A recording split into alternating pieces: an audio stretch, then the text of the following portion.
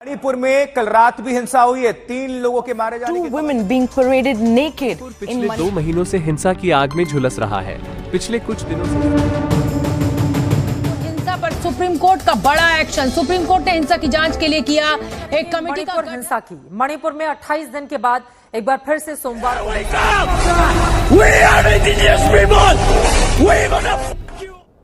पीड़ा से भरा हुआ है। नमस्कार दोस्तों, मणिपुर हिंसा की आग में जल रहा है। आज भी मणिपुर में 2 समुदाय मैतेईज और कुकीज के बीच हिंसक झड़प लगातार बढ़ती हुई दिखाई दे रही है। बीते दिनों सोशल मीडिया पर मणिपुर की 2 महिलाओं को निवस्त्र कर घुमाने और उनके साथ यौन उत्पीड़न करने की वीडियो वायरल हुई, जिसके बाद पूरे देश के लोगों ने अपनी प्रतिक्रिया दी और अपना अपना गुस्सा जाहिर किया। मणिपुर कहाँ है और वहाँ कौन रहते हैं, आइए जानते हैं। भौगोलिक आधार पर मणिपुर को 2 हिस्सों में बांटा जा सकता है। एक हिस्सा राजधानी इम्फाल, जो मणिपुर के कुल क्षेत्रफल का केवल 10% है, लेकिन यहाँ आधी से ज्यादा आबादी रहती है। दूसरा हिस्सा पहाड़ी इलाके, जहाँ ज्यादातर जनजातियों का वास है। इम्फाल घाटी में मैतेईज समुदाय के लोग रहते हैं और वे अधिकतर हिंदू हैं। दूसरी ओर जनजातियों में अधिकतर नागाज और कुकीज प्रमुख है। टकराव मैतेईज और कुकीज का है। मैतेई की जड़ें मणिपुर, म्यांमार और आसपास के क्षेत्रों में है। ये विशाल बहुमत हिंदू है और मैतेईज मणिपुर में लगभग 65% है। मणिपुर राज्य के मैतेईज ट्राइब्स में प्रचलित एक धार्मिक परंपरा है, जिसे कोडलेई भी कहते हैं। यह एक जीववादी धर्म है, जिसमें पूर्वजों की पूजा की परंपरा है, जिसे सोशियोलॉजी में टोटम्स थ्योरी के नाम से जाना जाता है। टोटम्स लॉ एमिल दुर्खीम ने 1915 में दिया था और उन्होंने कहा था कि प्रत्येक कबीले का अपना एक कुल देवता होता था, जो जानवर, पौधे या नदी जैसी कोई भी प्राकृतिक विशेषता हो सकती थी, जिनकी वे पूजा किया करते थे। लोग नॉर्थ ईस्ट भारत के लोग यह एक बहुदेववादी यानी कि पॉलीथेस्टिक धर्म के हैं और इनका नाम भगवान लैनिंगथो सेनेमाहिज्म के नाम पर रखा गया था, जो मैतेईज सबसे महत्वपूर्ण देवताओं में से एक है। परंपरागत रूप से प्रत्येक मैतेईज परिवार, चाहे वह किसी भी धर्म का हो, उनकी पूजा किया करता था। कुकीज ज्यादातर ईसाई थे और भारत के नॉर्थ ईस्ट में फैले हुए थे। आइए जानते हैं मणिपुर में लड़ाई क्यों हो रही है। मणिपुर में इस साल 2 मई को समुदाय बहुसंख्यक मैतेईज और अल्पसंख्यक कुकीज के बीच हिंसक झड़प देखने को मिली थी। इस हिंसा में अब तक कम से कम 100 से अधिक लोग मारे गए और 400 से अधिक लोग घायल हो चुके हैं। हिंसा को रोकने के लिए सेना, अर्धसैनिक बलों और पुलिस के संघर्ष के कारण 60,000 से अधिक लोगों को अपने घरों से दूसरी जगहों पर जाने के लिए मजबूर होना पड़ा है। इन झड़पों के दौरान दोनों समुदायों ने कई जगहों पर तोड़फोड़ की और कई पुलिस थानों से हथियार भी लूट लिए। हिंसक झड़प के दौरान सैकड़ों चर्च, 1 दर्जन से अधिक मंदिरों को भी तोड़ दिया गया और कई गांवों में आग लगा दी गई। मणिपुर में हिंसक झड़प का मुख्य कारण क्या है, आइए जानते हैं आगे इस वीडियो में। दरअसल मणिपुर में मैतेई समाज की मांग है कि उनको कुकीज की तरह राज्य में शेड्यूल ट्राइब यानी कि एसटी का दर्जा दिया जाए। कुकीज इनका विरोध करते हुए कहते हैं कि मैतेईज का पहले से ही मणिपुर में दबदबा है और यदि इन्हें शेड्यूल ट्राइब्स का दर्जा दे दिया गया तो यह और भी पहाड़ियों में जगह जमीन लेकर हमारे ऊपर आधिपत्य जमा पाएंगे। जब यह वीडियो वायरल हुआ तो यह वीडियो संघर्ष में हिंसा के साधन के रूप में इस्तेमाल किए जा रहे थे। दुष्कर्म और यौन उत्पीड़न का यह एक नया उदाहरण है, जो अक्सर बदले की भावना से हमलों में बदल सकता है। स्थानीय मीडिया के अनुसार मई में यह हमला फर्जी रिपोर्ट के बाद हुआ था। The trigger. The answer is fake news. It's deeply unsettling. Those 2 women were paraded naked, molested and sexually assaulted over a piece of fake news. लोगों में काफी गुस्सा देखा गया।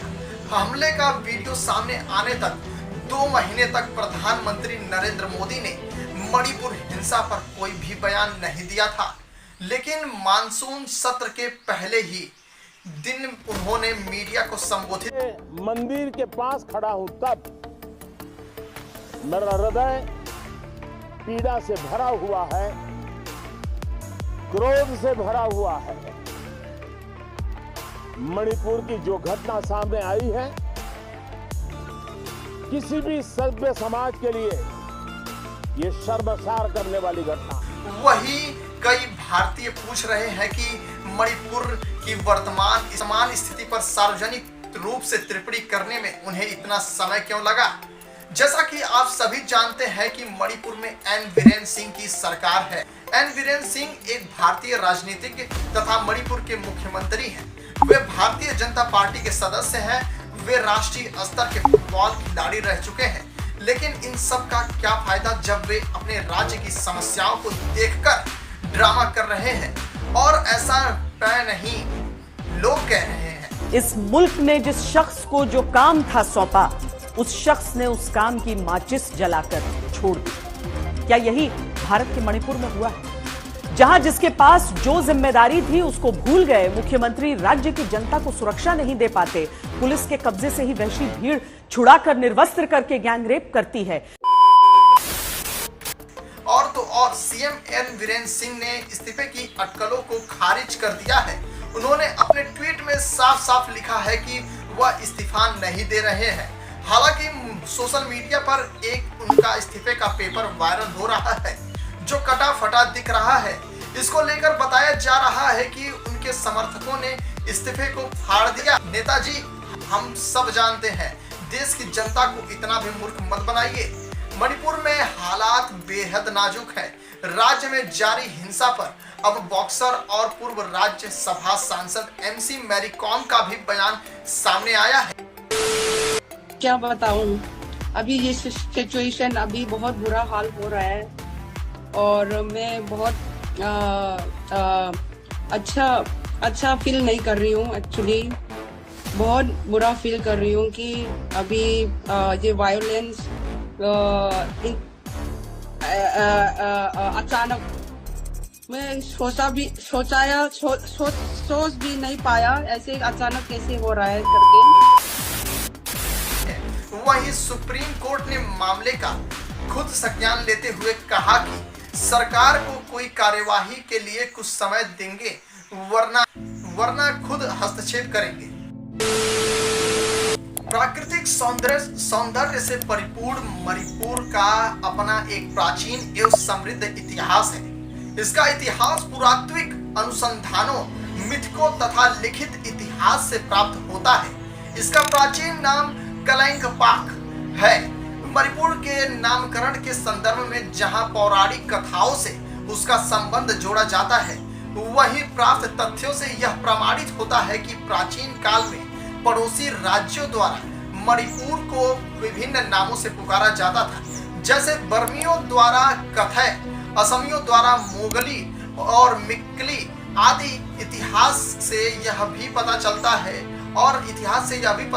को मैत्रबांग, कलेम्पू तथा पोथोक्लम आदि नामों से भी जाना जाता है। मणिपुर की स्वतंत्रता और संप्रभुता 19वीं सदी के आरंभ तक बनी रही।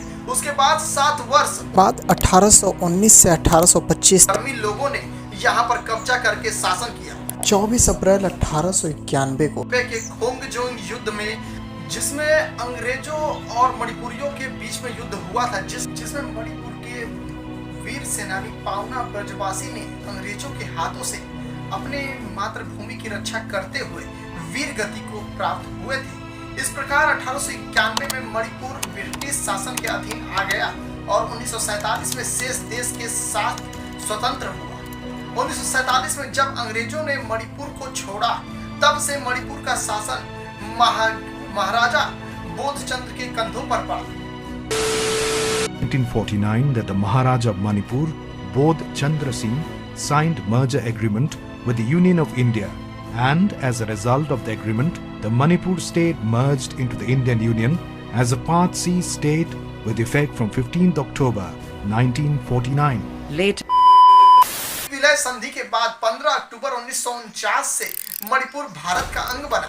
26 जनवरी 1950 को भारतीय संविधान लागू होने पर यह एक मुख्य आयुक्त के अधीन भारतीय संघ में भाग सी के राज्य के रूप में शामिल हुआ। बाद में इसके स्थान पर एक प्रादेशिक परिषद गठित की गई, जिसमें 30 चयनित तथा 2 मनोनीत सदस्य थे।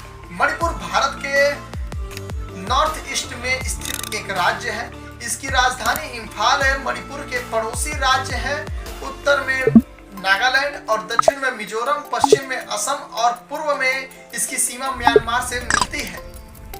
मणिपुर, जिसका क्षेत्रफल 22,347 वर्ग किलोमीटर 8,628 वर्ग मील है, यहाँ के मूल निवासी मैतेई जनजाति के लोग हैं जो यहाँ के घाटी क्षेत्र में रहते हैं।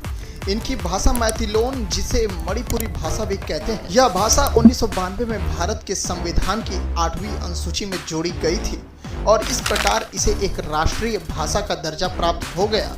मणिपुर में घटित इस घटना के ऊपर मणिपुर के मुख्यमंत्री एन बीरेन सिंह ने कहा कि दंगे 2 समुदायों के बीच व्याप्त गलतफहमी के कारण भड़के थे और उन्होंने सामान्य स्थिति बहाल करने की अपील की। वो वीडियो देखने के बाद में मेरे को इतना बुरा लगा, इतना खराब लगा। ये तो ह्यूमैनिटी नहीं है इसमें। ये तो और इमीडिएटली पुलिस लोगों को बोला कि जो भी है, जो वीडियो को ऑथेंटिकेट करो रियलिटी और फैक्ट, उसके बाद में तुम जहां में सस्पिशन एरिया है उसमें ऑपरेशन करके जो भी है।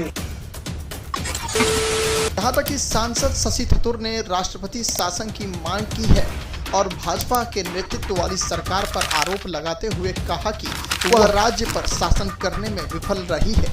In protest, enjoys the protection of the powers that be. You got all sorts of other elements compounding this complex in Manipur that makes it far more grave for the nation. It's a matter that involves a number of serious. मैं मणिपुर गया, हमारे प्रधानमंत्री नहीं गए, आज तक नहीं गए, क्योंकि उनके लिए मणिपुर हिंदुस्तान नहीं है।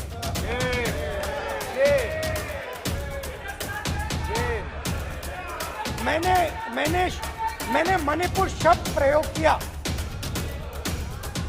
मगर आज की सच्चाई ये है कि आज की वीडियो में यहीं तक। वीडियो देखने के लिए आप सभी का धन्यवाद।